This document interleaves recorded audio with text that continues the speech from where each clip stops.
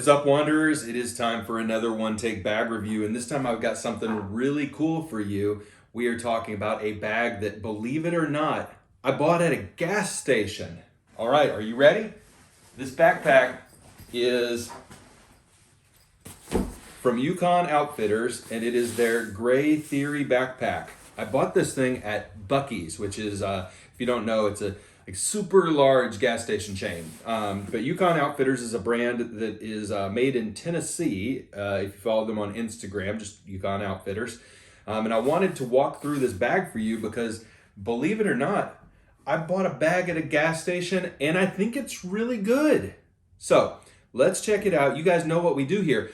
We do a full walkthrough of the bag, exterior and interior. And then we do two things we like about the bag, two things that not so much, and then an overall recommendation, should you buy this bag? Okay, so what do you need to know first? You need to know that this bag cost me about 50 bucks at the gas station. So that's kind of where we're starting with our value proposition on this bag. You can see that the bag itself is a really nice kind of, let's call it tweed, gray pattern. It is a tactical brand, but this is their take on, say, a gray man, non-tactical looking bag. It's tagged for multiple spots of CCW. You guys know I don't do that, so if you do, there is some CCW design built into this bag. I use all my bags for a tech-focused carry. So what do we have going on here? Well, first off, on the front, in this front panel, we have a really cool little admin pocket. We have two pen holders, two small pockets, and you can see in here that I've got this loaded up with AirPods and pens and some business cards. Then you've got a drop pocket back here, some pens and cords. You've got two little carabiner clips for keys and a pocket. The front of this is kind of a felt line material. Thought it was going to be kind of hook and loop in there. They didn't go that route. Maybe missed a trick on that. All right, and we'll zip it back up here. Second pocket, pocket number 2. This one's pretty big, okay? Wanted to show you. It goes all the way down to the bottom of the bag as a drop pocket. And then I'm going to flip it around this way first so you can see. Up top, you have a zippered compartment. Inside this compartment, I tossed video equipment. Down in the bottom, I tossed my gimbal. And then we can flip it back around. And in the back, we have two stretchy pockets. If you've seen the in-case Icon bags, that's what these pockets remind me of. I put a video game device in here, and then I also put some dongles and spare SD cards and that kind of stuff. So set this middle pocket up as kind of my video device pocket. So actually quite a bit of good tech organization in there. Back pocket time. So what do we have going on in here? Well, first off, we've got two more of those little stretchy tech pockets that are kind of bisected. They're really a great size. I dropped my power brick in there and my cords in there. Then you've got a gigantic drop pocket in here. I've got AirPods, boom, umbrella, and a ton of extra room in this bag. Pretty nice. You also have a tablet pocket. That's an 11.9 inch iPad. That one's not very tight. You could use it kind of as a drop pocket. And you've got a laptop sleeve back there as well. And it is very, very padded. Okay? So a lot to like about that section of the bag. And then up top, you also have a felt line sunglasses pocket. I've tossed a wallet in there, another pair of AirPods. So really nice little drop pocket up top there. That's not it. On the side, you have an expandable water bottle pocket.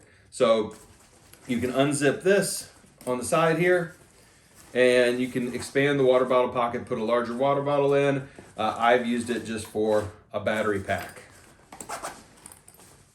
Is that it? No, that's not it, because you've got another expandable water bottle pocket on the other side that you can toss a water bottle in or use as a small drop pocket. So You also have a luggage pass-through rack on the back. You have some little straps to hook attachments to on the strap itself, and a nice foam, very cushioned with airflow channels back panel on this bag. All in all, what do you think? For a $50 gas station backpack, I think it's pretty nice. I like it a lot. Now, you guys know what we do here. 2 things we like, 2 things we don't like, and an overall recommendation on the bag. So 2 things I like. The reason I bought this bag is I started opening the pockets, and the actual layout of the pockets in this bag, I think it was designed for concealed carry, but it's perfect for a high-tech carry. So there's tablet and laptop sleeve. There's tons of sleeves that are the right size for electronics. Tons of really nice pockets in the second section here for my video equipment. We've got 1, 2, 3, 4, 5, 6, 7, 8, 9, 10, 11, 12, 13, 14, 15 pockets on this bag, all in a fairly small form factor. So overall, nicely done to the team at Yukon Outfitters. So that's the first thing we like, is the storage is incredibly well laid out for a bag in this price range. Reminds me of kind of the type of organization you usually have to pay up to like Nomadic for. So it's really, really nice organization-wise. The second thing we actually really like the exterior of this bag. It feels kind of like the Woolenex from Encase. It's a really nice material. Feels very high quality. The zippers themselves, the pulls are all paracord. The zippers don't look branded. They aren't waterproof, but it all looks like it's going to hold up well. Yeah, the overall build of this bag, including the exterior materials, really, really like. 2 things we don't like as much. Okay, couple of things. The first thing we don't like as much is the tablet pocket. This is going to be a little hard to see, but this tablet pocket is really more of a document pocket. So it's really, really flappy. And I'd rather have another padded pocket in here, just like the laptop pocket. The laptop pocket is insanely good. The tablet / document pocket, not as wonderful. The second thing that I don't love, the sunglasses pocket. I don't know if you can see this very well, but the sunglasses pocket hangs down over and covers these 2 tech pockets. How could they have avoided that? Just drop the tech pockets by about 4 or 5 inches into the bag itself. Would have been a much better look. One bonus thing that I really wish this bag had is I think there's easy space back here for a little hidden passport pocket on the back of the bag itself. But I'm nitpicking. I'm picking nits there. This is actually for $50 an insanely good bag, and that's the giveaway of the rating on should you buy this thing. I mean, if you're at a Buc-cee's or if you have a Buc-cee's near you, I'd say just run out and grab this bag while they've got it in stock. I haven't been able to find it online, which is weird. Not even on Amazon, not on their website. And I did see it at a random online retailer for like $80. It's $50 at Buc-cee's, and I would snag it while you can. I'm going to be using this a lot, I think, and it's going to jump into my heavy rotation just based on utility alone. So I'm hoping the construction holds up, and I'll have to update you guys later on that. But Yukon Outfitters, if you are watching, great job. This is a nice bag.